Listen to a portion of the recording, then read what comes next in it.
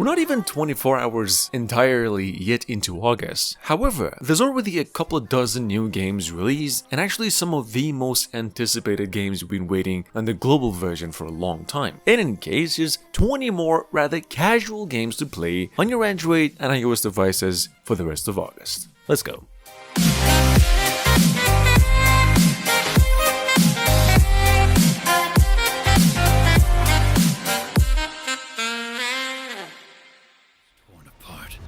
Became a no man's land.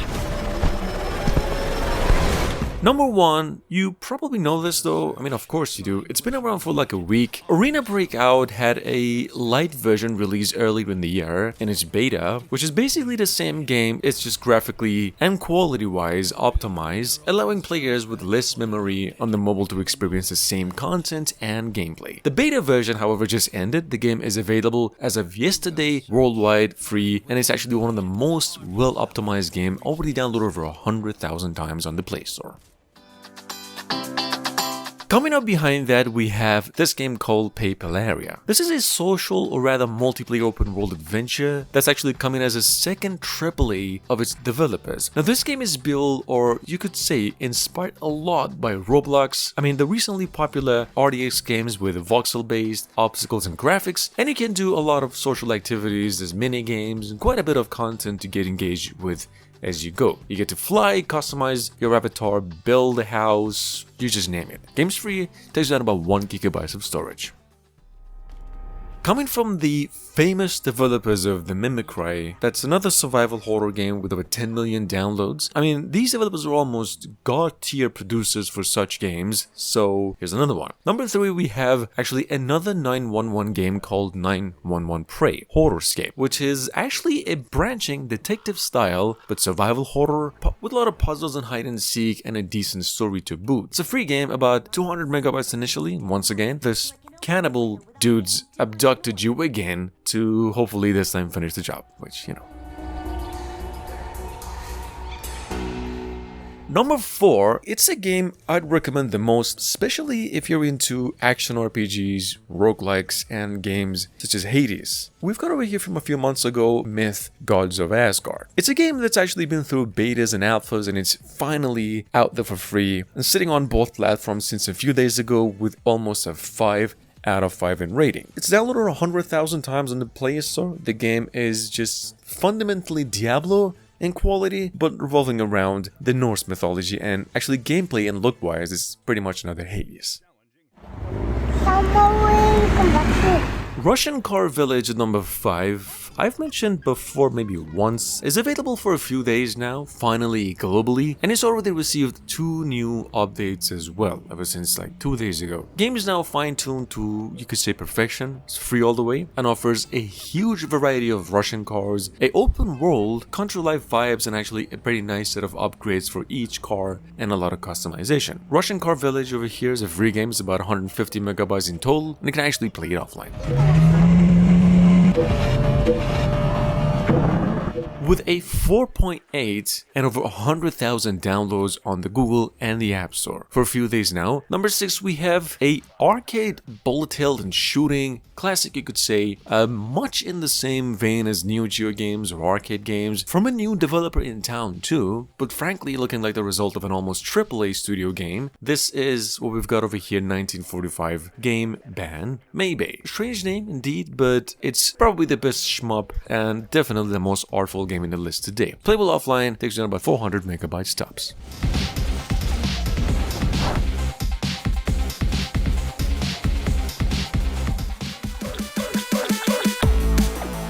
Number 7, we have Rotoforce. I've included Rotoforce obviously in a couple of other videos, but it was only 2 days ago where this thing's gone global and there's a new patch that ever since it's taken care of pretty much a few bugs that the game already had. It's playable now pretty much on all devices. The game is a rather innovative, in case you're new to, bullet hell that combines the fast-paced action, twin-stick shooter game components with a lot of reflex-based maneuvers. It's a free game, playable offline, and takes down about 150 megabytes tops. Twilight of the Gods. Ragnarok has begun. 8. From the same developers of the Fence War, That's a tower defense, $1 million almost mobile exclusive. We've got over here the company's next game here since just a few days ago, God's Raid. A lot inspired by Raid Shadow Legends, except the character's reputation goes pretty much off the charts because you play as literally gods of Olympus, Asgard, and Osiris. There's humans, orcs, demons, and you can see through hell and heaven in this game. It's an idle RPG, takes down about 800 megabytes tops. Quality-wise, in my book, is a 10 out of 10. Gods. The gods await you. God's Raid.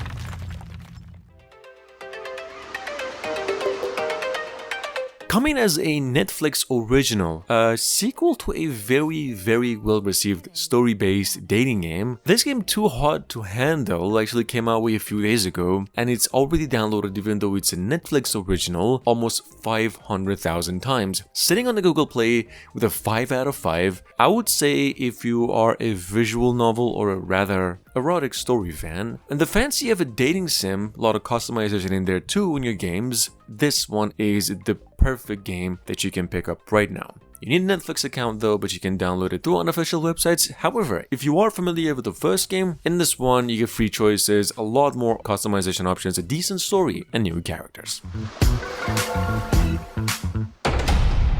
Flagrant rule breaker.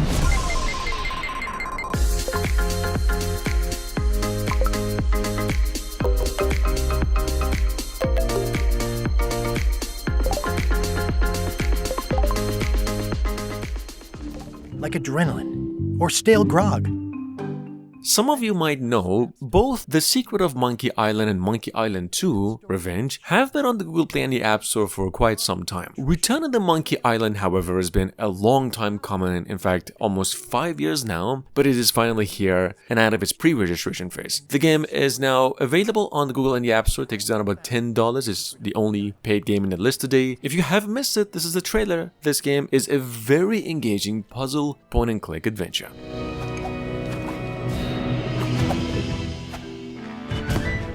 Guybrush Threepwood.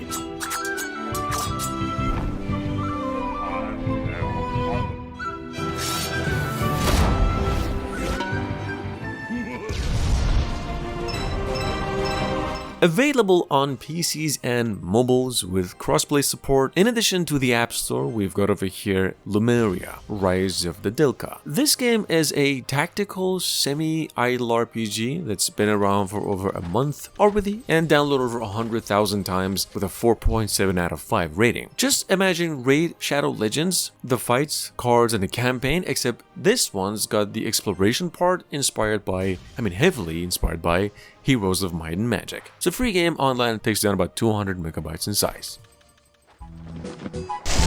Number 12, we've got Auto Battle NonstopHeroes. Sitting on the Play Store with over 50,000 downloads, that's almost insane for a game that's released no more than just 2 days ago, and actually it's developer's first work too. It's a rather action RPG, not really, but a casual RPG or a casual action game with strategy components and it's playable only online. Moving on.